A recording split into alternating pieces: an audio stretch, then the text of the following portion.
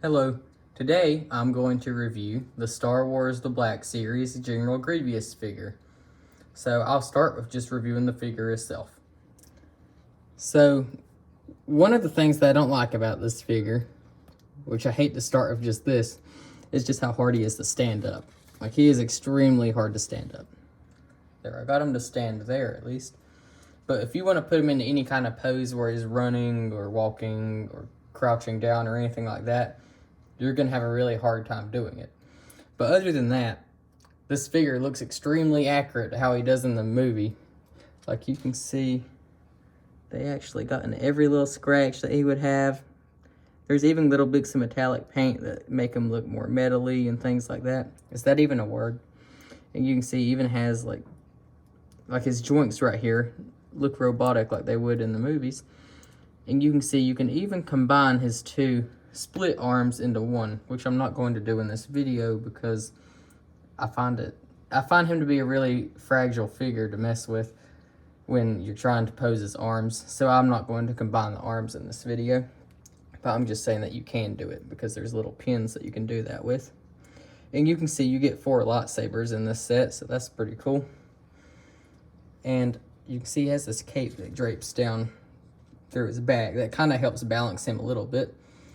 And you can also see inside of the cape, let me get the camera to focus, you can see that he has little pockets that he can keep the lightsabers in. He also comes with this little gun, so I normally just put that into this pocket so that I don't lose it. Now, here I am trying to stand him up again. There, I got him to stand. In terms of little details, if you get in on the face, let me get the camera to focus, you can see he looks extremely accurate to how he does in the movie. You can see it, they left his little yellow eyes inside of the mask or head, whatever that would be on him. I guess it's more of a head than a mask. And you can see he has little bits of metallic paint around his mouth. And as we look around him, you can see that they have his little ears, or whatever those are, on him. And around the back of the head, you can see that he has what I'm just going to call quills, like Sonic the Hedgehog would have on the back of his head, where it just curves down. And underneath the cape, you can see his neck has like a ton of detail. Like, let me pull the cape down just a little bit. And you can see all the little wires inside of his neck. I think that looks extremely detailed. And he has little joints in his neck too, as you can see.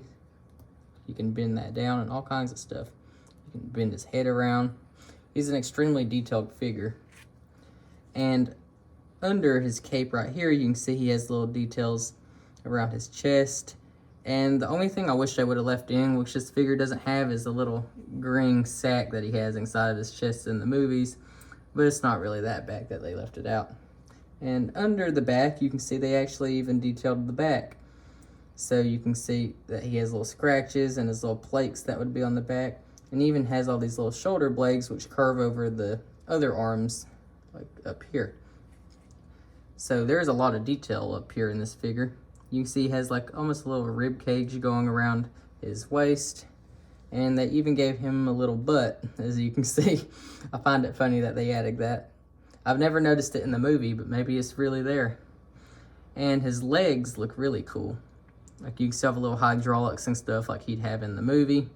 And as we get deeper down into his, where his legs are, you can see that they even detailed like the little sides of the legs and the backs of the legs. He's extremely detailed, as I said. And on his little feet, you can see that he has all his little toes. And these actually do help balance him. One thing that I don't like, though, is that I feel like one of the main reasons that he's so hard to stand up is because of the strength of his ankles. Like, these are extremely loose. Actually, this one's a little bit stiffer. But as you pose him, they get more and more loose. I really think that they should have an extra joint in the ankles just to keep him standing up. But other than that, the other joints are fine. Like, you can see he has knee joints. We're going through the joints now, just so you know. If I can get his knee joints to bend. They're double jointed as well, so you can get some poses out of that. And as I said, he has ankle joints, which, ooh, there goes his gun. You can see you can bend his ankles.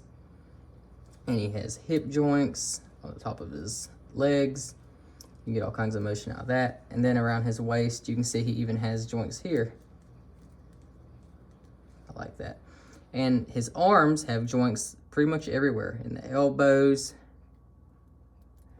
in the wrists, which you can bend, and in the shoulders. Yeah, lots of little joints on this figure. And as I said before, he has a bunch of neck joints.